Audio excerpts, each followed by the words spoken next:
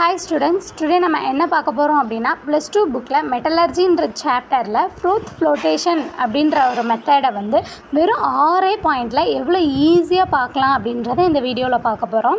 First point என்ன அப்படினா this method is used for concentrated sulfide ores, galena zinc blend. அதாவது இந்த method எதுக்காக யூஸ் பண்றோம் அப்படினா சல்ஃபைட் ஓர்ஸ்க்காக நம்ம என்ன செய்றோம் அப்படினா யூஸ் பண்றோம்.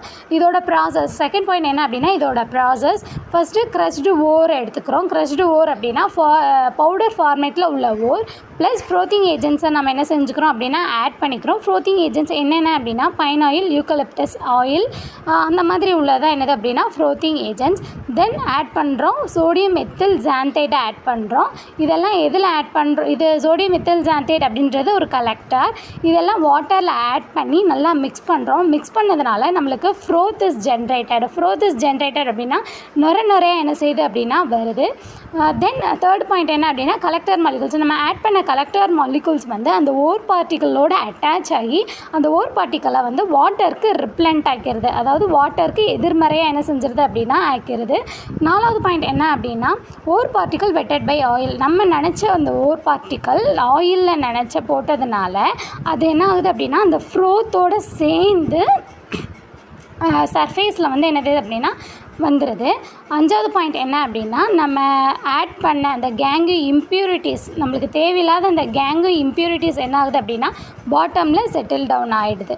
ஆறாவது பாயிண்ட் என்ன அப்படின்னா நம்ம சல்ஃபைடு ஓர்ஸ், நம்மளுக்கு சல்ஃபைடு ஓர்ஸில் அதர் மெட்டல் சல்ஃபைட்ஸ் இருக்கும். நம்மளுக்கு தேவையில்லாத மெட்டல் சல்ஃபைட்ஸை வந்து நம்ம என்ன செய்கிறோம் அப்படின்னா இம்ப்யூரிட்டிஸாக கன்சிடர் பண்ணிக்கிறோம்.